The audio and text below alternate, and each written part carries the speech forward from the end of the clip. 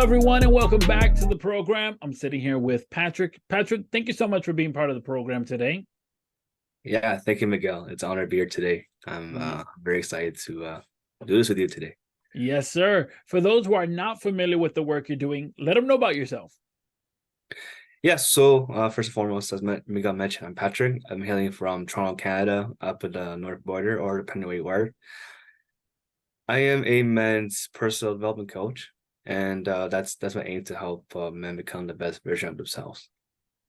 You and I actually met while I was in Canada recently, and I remember hearing your story, and I was impacted because you shared so profoundly, where you actually came to the understanding that you had some limitations, some learning disabilities. Share a little bit about that story, because I think so many individuals that are listening can resonate with finding this out, but then finding your voice through that.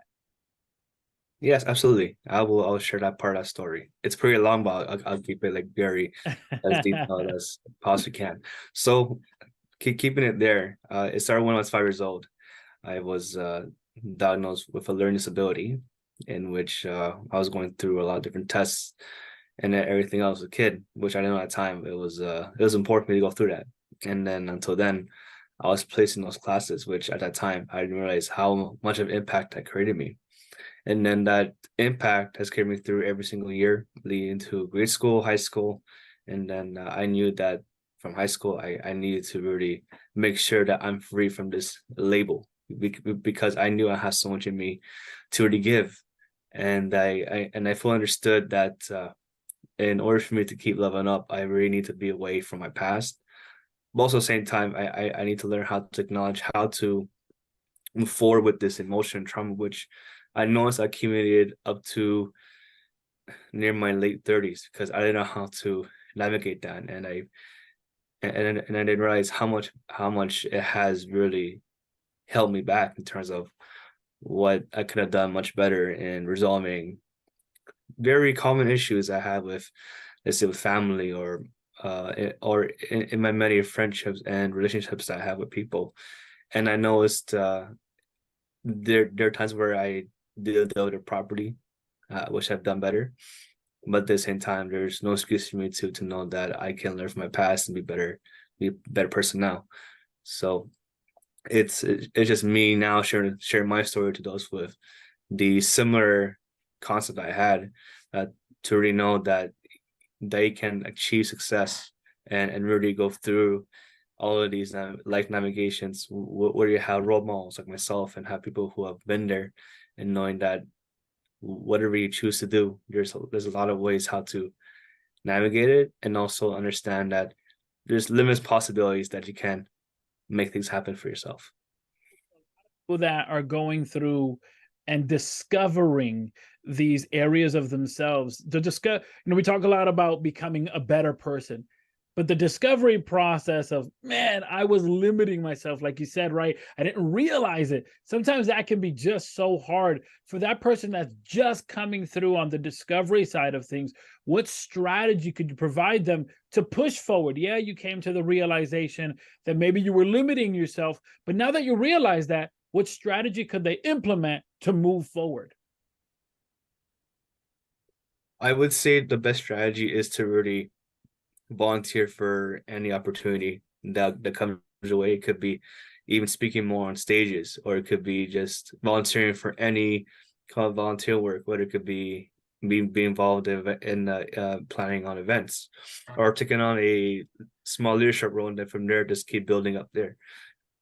Because then you will never know what you have done, in which I have been thankful for, that I have been more let's say proactive in my decision making of being active in sports and volunteer work, and in which I'm thankful for having that, because then I would see these different skill sets and assets that I didn't realize I had. And it was just taking that chance on myself to really step forward. And even though I could have not done better, or I did a great job, it's a matter of stepping in that zone and just really thinking, what if I haven't done it? What if I start anything? And really knowing that just saying yes to almost everything. I wouldn't say yes to everything, because obviously you need to calculate your current situation and seeing whether your resources and your own self can handle more. Which also I can add to that as well. That it's as much as opportunities are great, you really got you really got to consider what is your maximum limit, and making sure that you're not digging yourself a hole, which I've done so many times, and I finally learned that later on. So it's really understanding that part and making the best strategy for you. That's awesome, right? And I agree with that, with putting yourself out there and being willing to give and being willing to discover those sides of yourself. At the beginning of the year, most often people are eager to learn those sides and learn the talents they have. In fact, in the beginning of the year, most individuals set either a goal, a New Year's resolution, or they establish one word, and this one word guides everything they're going to do for the rest of the year. So, where do you find yourself more? Do you lean more towards establishing New Year's resolutions, or do you establish a one word? Hmm. This may be out of contrary belief that I may say now. Neither. I would say it's more just building on what I built since I developed these goals. For me personally, I never believe in one word or anything like that, because then we forget. That's human nature for me. And even resolutions, I've noticed out of the ones I've done every year, I've only finished one and not like 10 or 15. So I knew by setting goals that year and just build upon it, that's just how I do it. And then once I know, so okay, I'm progressing to that bigger goal, because I intentionally broke it down to like smaller goals, so I know that okay, there's no way for me to do that work, because I can track the whole year of what I can work on and what's next. So that's a whole different kind of talk there. But yeah, I would say goal setting is the most important thing. I would say just slowly to the end of the year, just really look at, let's say, like when that last month comes, you really can like just observe from January to then, and then just as you go, just really hammer down before the year. So then when that new year comes, you're ready to like really hammer it down and just go at it. So, when it comes to setting New Year's resolutions or one word, you're more on building momentum and going Mhm. month by month to where you want to get to. That's right. So, now I understand you don't establish one word for your year, but if you were to establish one word which would encompass your life's work and all the things you've accomplished and are doing, what would Mhm. that one word be?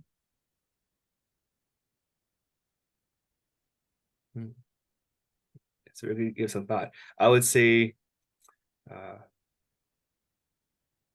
uh, perseverance. That's a very key word. That word has been used for so many years. That's been my, let's say, my catchphrase, or uh, my bait I use for everything everything I go for. But because that has been my life feel, my life. I persevered through every challenge and every obstacle I had and every trial and tribulation I went through.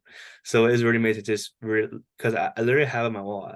I literally hang it up my wall and look at it. Perseverance. And I was like, okay. I always tell myself what other worst things that could happen to me or people around me. So it's really, really be in those shoes of myself and people that okay, I'm blessed to be here, but at the same time, I gotta make every opportunity count.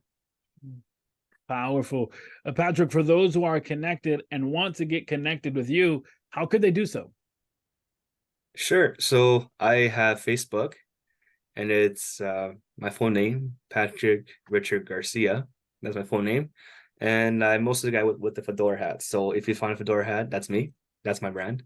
And for Instagram, it is at Canfill_Patrick R. Garcia. That's my Instagram. Awesome. And of course, we'll add all of those details to the show and no links to make it super easy to those who are connected here today. Patrick, thank you so much for being on the program. Thank you. Appreciate you all.